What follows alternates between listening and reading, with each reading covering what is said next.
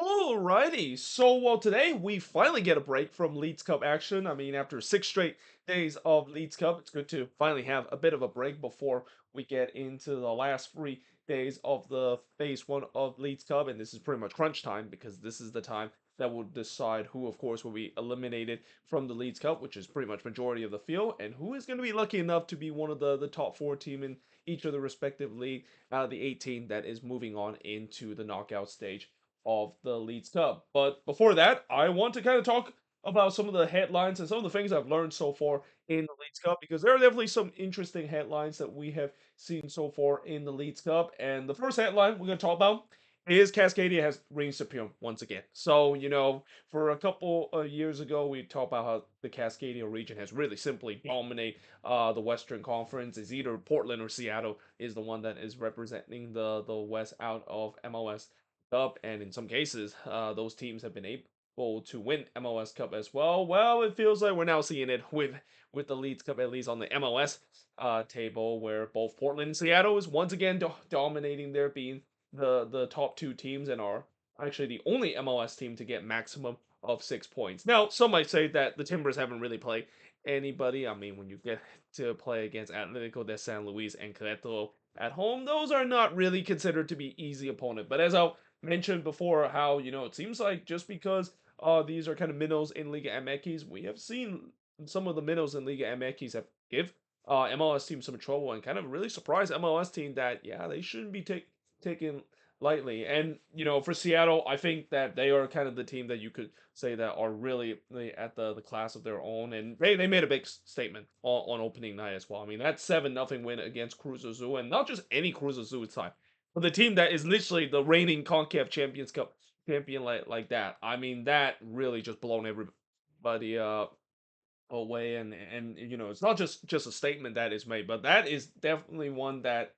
is pretty much a statement to not just the rest of MLS, but really for Liga MX as well. That Seattle is going for it for this League Cup. They're looking to do what they did a couple years ago, being the only teams still in MLS to ever conquer the CONCACAF Champions Cup mountain, and now they're looking to do it in the Leeds Cup as well, and they have a good chance to do so because this team has been hitting on all cylinder right now under Brian Schmetzer, and it's also not surprised that Brian Schmetzer team is doing very well in tournament. We always see this with the Seattle Sounders; they always tend to do well in kind of tournaments, and especially as we get into the knockout stage as well. Do not be surprised if the Seattle Sounders might make it all the way to the final as well. But for the Timbers, it's going to be interesting to see in their final game against Club America. That's probably going to be the big test for them, and especially with Club America haven't really done very well so far and had their struggle against MLS opponent. There could be a chance that the Timbers could make themselves a statement of getting a massive 3 points, and these two Cascadia team look like they're going to be the two Cascadia teams that is going to be joining half of the teams that is going to be moving on into the next round out of the MLS standings. But like I said before, the second thing I want to talk about is the minnows of Liga MX. And when I talk about minnows, I talk about teams like FC Juarez and Mazatlan. It is hard to believe that when you look at the top four in the Liga MX standings, that Juarez and Mazatlan would be the two teams that occupy that spot besides Toluca, and then oh god, I actually don't know who is currently at the top of the standings. Oh, Tigres is at the top of the standings. In fact, Tigres is the only team that have got maximum 6 points. That is not a big surprise because Tigres have always known as one of the favorites whenever a tournament happen. Especially they are literally the killers in terms of MLS team. Like MLS team always have problem when they face Tigres, whether it's down in Al Volcan or playing playing in the U.S. That is, but the Minos of Liga MX, they have also showed up as well. Like nobody would have expected Mazatlan and FC Juarez give these MLS team something to fight, but here we are. These two teams are right up there in the standings. They have been able to win both all of the games, and in the case of both of them, not only winning a game, but they also won a PK shot as well, and they're definitely surprising a lot of people. I mean, these two teams are historically two of the worst team in terms of the standing year in and year, but they treat this Leeds Cup like it's their own version of the Liga MX League. Right now, I mean, they really have showed up, and I would also want to shout out to other minnows as well, like Puebla and Necaxa. Those teams have really they give MLS team trouble as well. Now I say that, but we also have seen some big hitters in Liga MX have not show up. Great example of that is Club America. I mean, Club America. Yes, I know they did win that PK shot against Minnesota, but if you watch that game, I mean, that was a game where Minnesota had that one, and of course because Minnesota did their typical trying to go row heave mode, and every time when they go row heave mode, it doesn't work whatsoever. That's kind of the reason why they were able to get back into it, and then the PK show is obviously a crap shoot, and eventually they were fortunate enough to be on the right end of the crap shoot. But you look at these two games that they played between RSL and Minnesota, Blue America has not looked good whatsoever. They do not look like a team that I would say considered to be one of the favorites coming out of Liga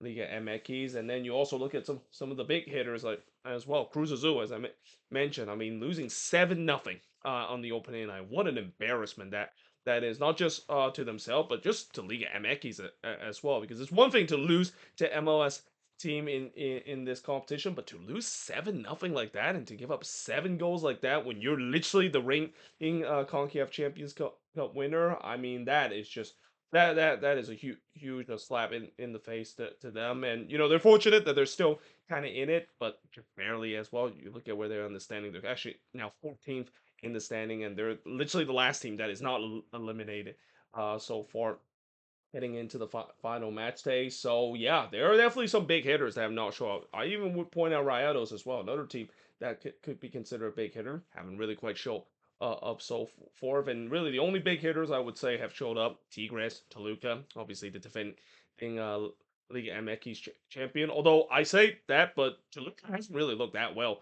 in this tournament so far either. I mean, against Columbus, yes, they were able to come back and show their prowess. But really, those 2 goals that they get that they score against Columbus was Patrick Schulte mistake, and then the game against Montreal, they had a really tough time against Montreal as well. And Montreal is a team that is at the bottom of the MLS standings. And well, yes, you got to credit Montreal giving it all in that one. I mean, for the statue that Toluca is and the team that is considered to be one of the favorites to win this, knowing that they are the defending Liga MX champions. That is, yeah, they haven't really looked that well either. Even though they kind of got away with it with getting the result in the PK shot and then that big win against Montreal, and now sitting in fourth in terms of the Liga MX standings, the Leeds Cup. Now, the third thing I want to mention, MLS team having tough time closing out games. So this is a thing that was kind of a theme we saw in the beginning. I think it's kind of continued to be a theme throughout this tournament where team continue to have tough time closing out game. And the reason why that is the case is because MLS team are missing chances left and right in some of these games that they just aren't able to get the killer 2 goal lead. How many times I've said that when you don't get the killer 2 goal lead, especially when you face the quality that Liga MX has, you're always going to be punished. And also, I think this is also an indictment the fact that Liga MX definitely have more depth than MLS. I mean, when you look at the depth chart, these Liga MX team, once the substitution does made, there's no doubt the substitution quality is much better for Liga MX compared to MLS. So that's kind of what you see in terms of why MLS teams is having tough time in terms of closing out games because while you have players that or retire and you try to bring in the sub. Saying they're necessary isn't as good as the substitution that Liga MX, of course, would bring out. But the other issue I would say MLS team has had against Liga MX, and this was a huge issue in the beginning as well, turnovers. Turnover has been a huge issue for MLS team and just mental mistake as well. There's feels like there's just way too many times I've seen it happen with MLS team rather than Liga MX side. I mean, granted, Liga MX side had made some terrible mistake before that lead to MLS team capitalize, but I feel like it's more on the MLS side, and it's just kind of painful to see teams, of course, turning the ball over badly. Yes, they sometimes they might face against a Liga MX side that could press high up the pitch and able to win the ball high up the pitch, but at the same time, there's also times where MLS team is just being way too loose with the ball, and I'm even talking about some of the better MLS team and as well making mistakes against Liga MX's opponent, and it's just so frustrating because these mistakes should not be happening, and I know it can happen when I watch MLS as well, but at the same time, it feels like it's a pretty big alarm to see the fact that it's happened more often than I would like to see MLS team do when they face against Liga MX's opponent. And yeah, that's kind of also one of the reasons why MLS team could maybe have a tough time in terms of closing out games, because some of the goals that MLS team have give up late have come because of bad turnover on their part.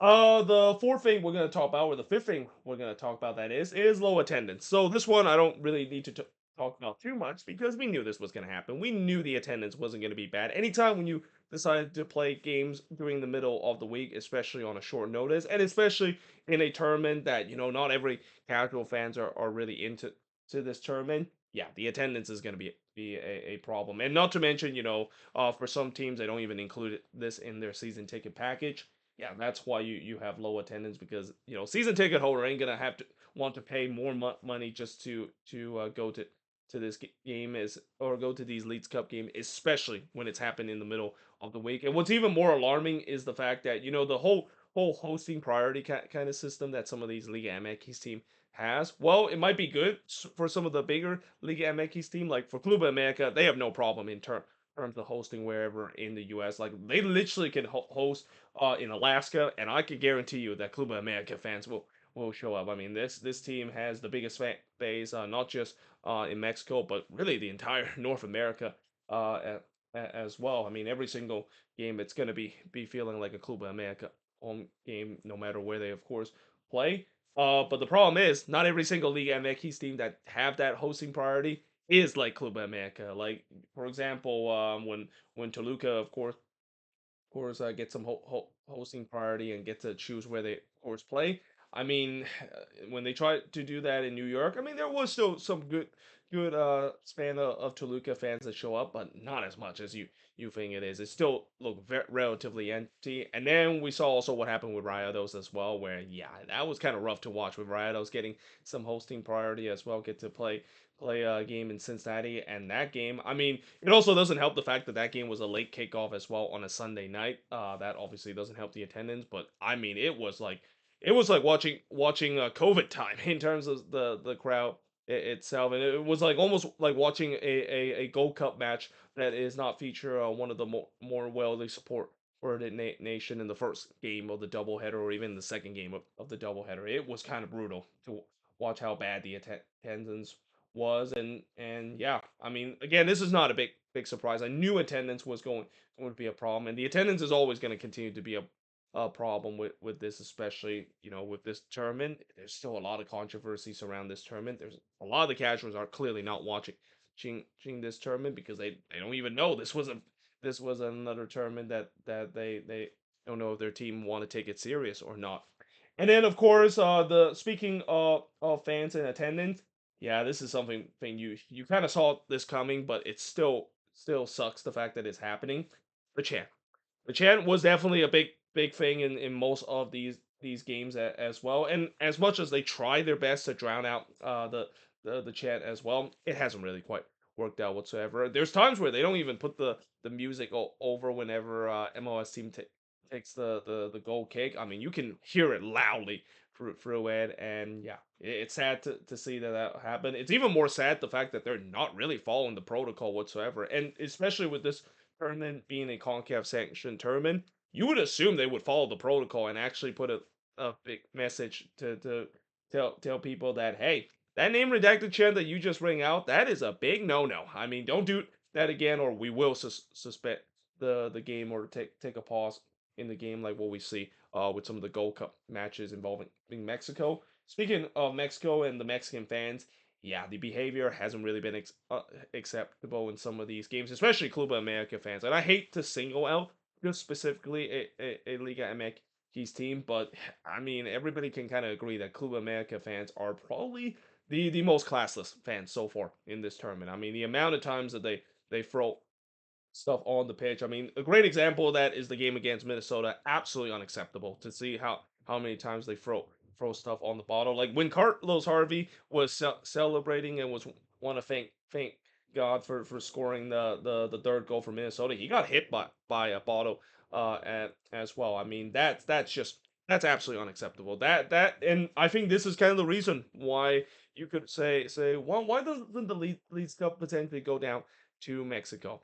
Yeah, I think we now know exactly why, and you know when we look at some of these Concacaf Champions Cup game when it play in Mexico, it's also so not something that is not unfamiliar. We've seen times when MLS team play against Liga MX's opponent. Sometimes fans will throw stuff onto the pitch as well, and it's sad to see that happen. And it's something that I think the other thing I really think that the Leeds Cup needs to do, and especially the stadium do. They need to up their security. Like the security, I don't think has been good enough. Whenever you see these kind of games, especially Club America fans as well. I mean, the security has been really bad in these Club America fans. I mean, they're allowing fans to throw stuff onto to the pitch. Like, just do what if you just put maybe kind of like a riot squad that is, or maybe just put like a police with all the shelter there, like what we see in some of these games in Mexico or even in Central America. That is that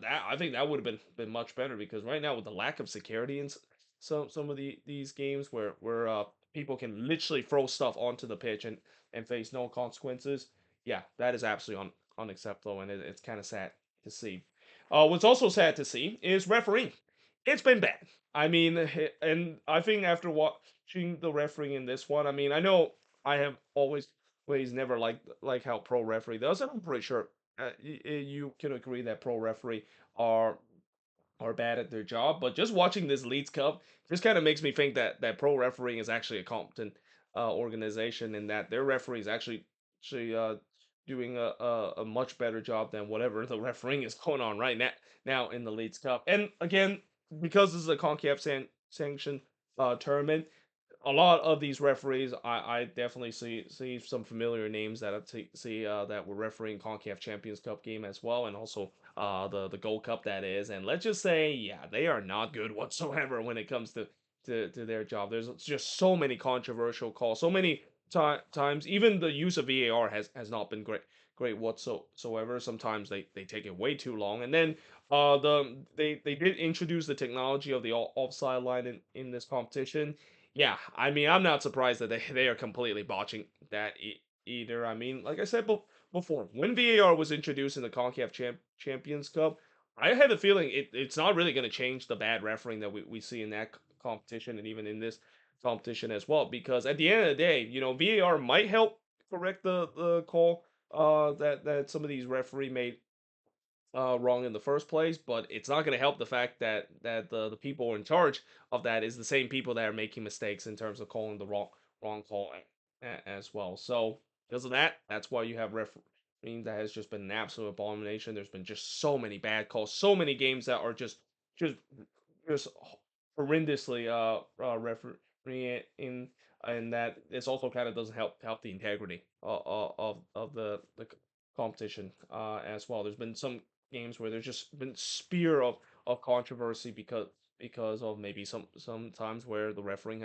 has gone in favor of a specific team. And when I talk about gone in favor of special specific team, it's kind of gone both ways. There's games where times the refereeing has gone in favor of MLS team, and there's times where it's gone in favor of Liga MX side, and that's so frustrating to see because it's almost like when you're watching your favorite team play and you just kind of almost have a guessing game and hoping that, well, at least maybe the referee could be on our side in this game and not the other way around like what we see in some of the other Leeds Cup games that we've seen so far.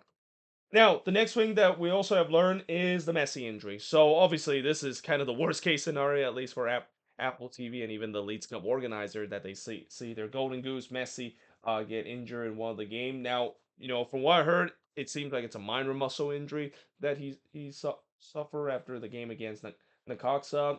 We don't know exactly what the timeline is. Miami didn't release any timeline in terms of when he's going to come back, but yeah, this could be interesting to see without Messi. Will that actually derail Miami chances? Now, the good news is, you know, Miami still has some really good talented player. I mean, taking out the goat himself is not really the end of the world. They still have some really talented player, and Rodrigo De Paul is definitely a guy that is going to really have to step up in this team, in my opinion, in the absence of Messi. But just to not have your main man and the guy that is not just the creator of this team, but just the guy that is the goal scorer for this team as well, that could really derail Miami chances in terms so winning this Leeds Cup. But like I said, we'll see what the injury is going to be, and it's also going to be very tempting for Javier Mascherano to kind of rush him back because again, as much as I know they want to win this competition because they set up such a high standard in terms of every competition that they go in. It's pretty much uh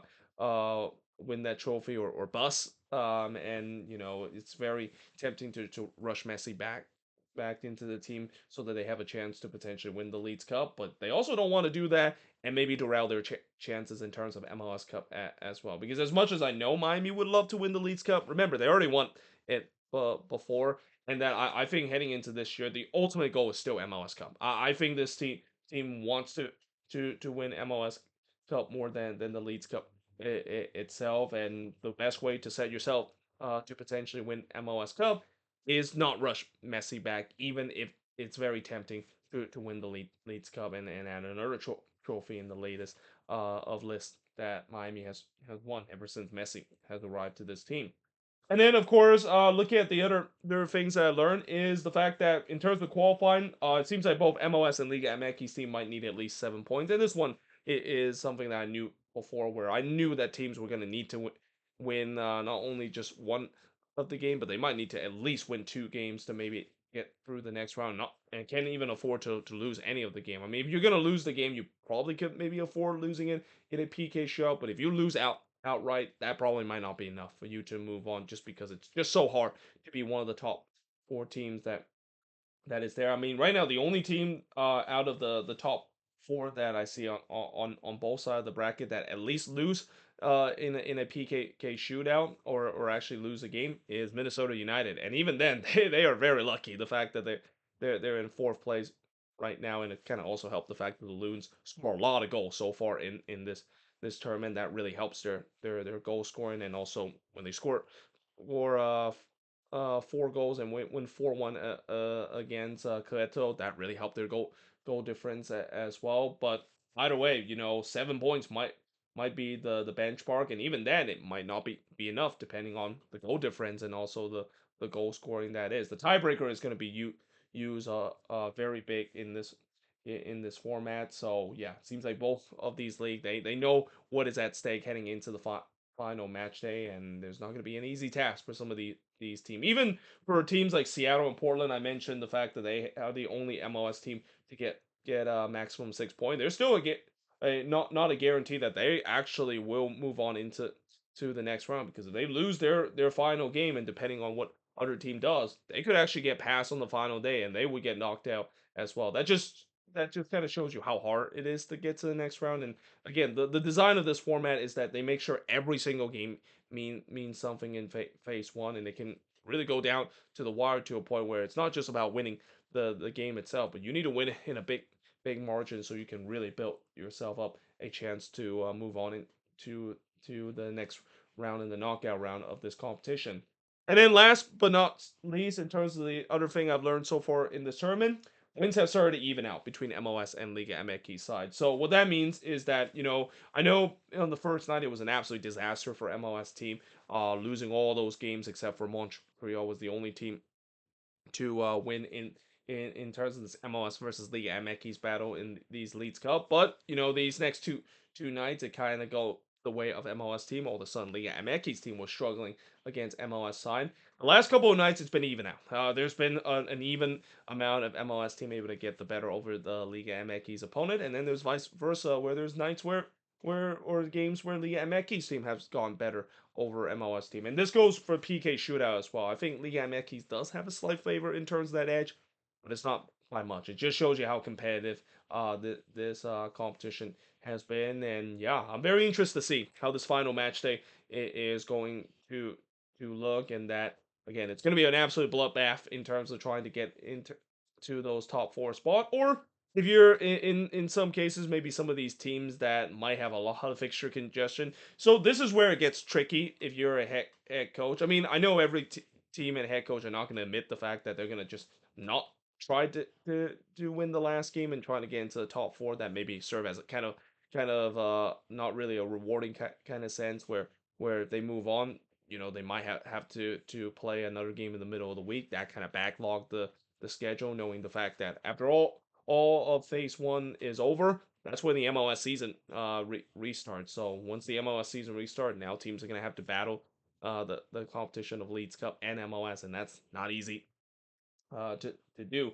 But at the same time, some teams might say, well, I mean, it's great that we can win this, but it's not the worst thing in the world. Like if we get eliminated, yeah, it sucks that we lose a chance of winning this competition, and we might lose chance to get some of the CONCACAF Champions Cup spot as well. But at the end of the day, losing is not the worst thing. You might not have to worry about fixture congestion as much, especially in the latter part of the season, where you might even have to sacrifice some of these games you play over in league play. Just you can focus on Leagues Cup action, and that's tough to do because we're now in the winding part of the season where a lot of teams, they're not going to just punt games away. Like those points that some of these teams might punt away at this part of the season, that could come back to haunt them in a big way once the playoffs begin. So yeah, again, it's a very tricky situation for some of these teams that they have to deal with heading into this final match day of, do you want to